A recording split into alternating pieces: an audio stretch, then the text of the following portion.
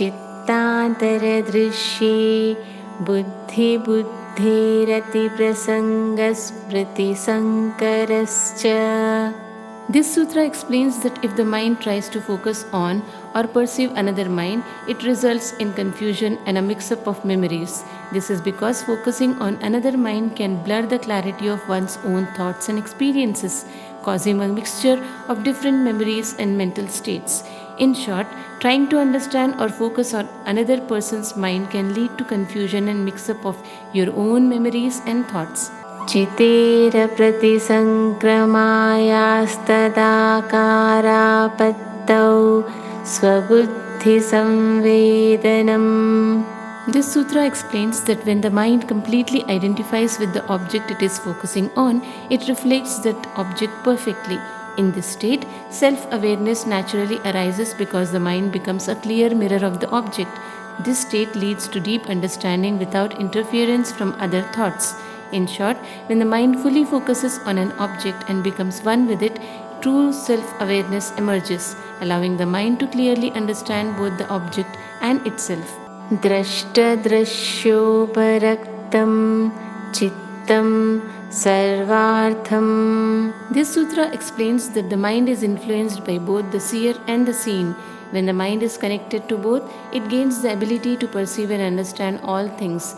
It acts as a bridge between the observer and the observed world, allowing for comprehensive awareness. In short, the mind influenced by both the self and the outside world can understand everything by connecting these two perspectives. Tadasankhyeyavasanabhischitramapi parartham sanhatyakaritvat. This sutra explains that the mind, despite being complex and shaped by innumerable impressions, ultimately functions for the sake of the Purusha. The mind's role is to process and integrate experiences, but its higher purpose is to serve and provide awareness to the Purusha, enabling the self to experience and interact with the world. In short, even though the mind is filled with endless impressions and is complex, its main purpose is to serve the true self, helping it navigate and understand the world. विशेषदर्शिन आत्मभावभावनाविनिवृत्तिः. This sutra explains that when a person develops the ability to clearly see the difference between the true self and the mind, they stop identifying with the mind and its fluctuations. This realization leads to the cessation of the ego or the false sense of self.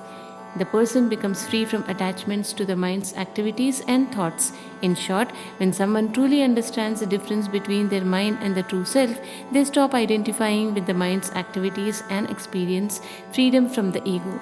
Tada vivekanimnam kaivalya pragbharam chittam. This sutra explains that once the mind develops clarity, the ability to distinguish between the true self and the mind's activities, it naturally gravitates towards liberation.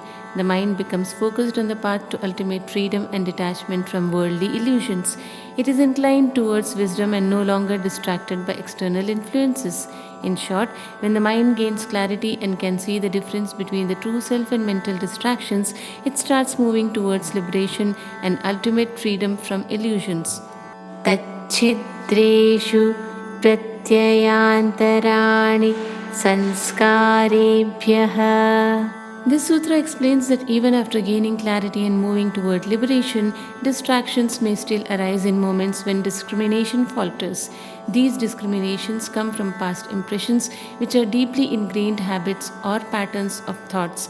They fill the gaps where clarity is momentarily lost, pulling the mind back into old patterns. In short, even with a clear mind, old thoughts patterns may sneak in during moments of weakness, caused by deeply embedded past experiences and habits.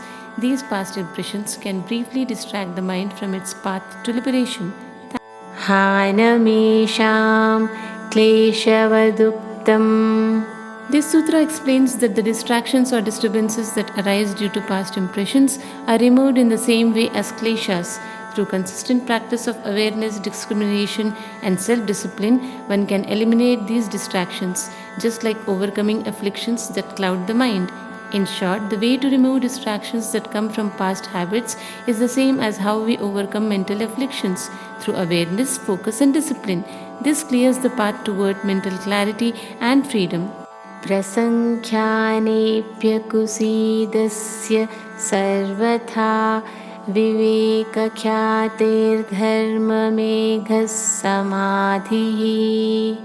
This sutra describes the highest state of meditation, Dharma Megha Samadhi. It is reached when a person remains undisturbed by anything, even by profound knowledge. At this point, perfect discrimination between the true self and the material world is fully realized.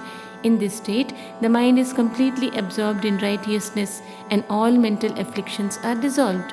In short, when a person achieves perfect wisdom and is unaffected by worldly or intellectual distractions, they enter Dharma Megha Samadhi, the highest state of meditation, where only pure awareness and truth remain. Tatha klesha karma nivrittihi. This sutra explains that once the highest state of meditation is attained, all mental afflictions and the effects of past actions are eliminated. The practitioner becomes free from the cycles of sufferings and the consequences of previous actions. This marks the complete purification of the mind and the end of all attachments. In short, after reaching the highest state of meditation, all mental suffering and the effects of past actions are completely removed, leading to ultimate freedom and peace. Tadha sarvavarnamalapetasya ज्ञानस्यानन्त्याज्ञेयमल्पम्. This sutra explains that once all the impurities and mental obstacles are removed, the mind is completely pure and free. In this state, knowledge becomes boundless, as the mind can fully access all truths. As a result, there is very little left to be known, because the person has reached a state of near total understanding of existence. In short, when the mind is free from impurities, knowledge becomes limitless. At this stage, there is very little left to learn, as most of the universe truths are already understood. Tata kritarthanam parinamakkramasamaptirgunanam. This sutra explains that after reaching the state of ultimate realization, the three fundamental qualities of nature complete their cycle of change. These qualities, which drive all transformations in the material world, no longer affect the individual because their purpose to facilitate growth and understanding has been fulfilled. The practitioner is now beyond the influence of these forces. In short, once the goal of self-realization is achieved, the natural forces stop their cycle of change, as their purpose has been completed, leading the individual to a state beyond worldly influences. Kshana pratiyogi parinamaparanta nirgrahya kramaha. This sutra explains that every moment is a part of the sequence of changes, and each moment leads to a transformation. These changes can be understood only at the end of the process, when the final transformation reveals the entire sequence. In other words, the flow of time and transformation becomes clear when one reaches the end of the journey of realization. In short, every moment of change is part of a larger sequence, and the complete understanding of this sequence comes only at the final stage of transformation or realization. Purushartha shunyanam gunanam प्रतिप्रसवः कैवल्यं स्वरूपप्रतिष्ठा वा चितिशक्तेरिति. This sutra describes the final stage of liberation. When the qualities of nature no longer serve any purpose for the soul, they return to their original state. This marks the ultimate liberation, where the self is fully established in its true essence, pure consciousness. The individual is completely free from the influence of the material world. In short, when the natural qualities stop affecting the self, they return to their original state, leading to ultimate freedom, where the self exists as pure consciousness, free from worldly influences. Thank you.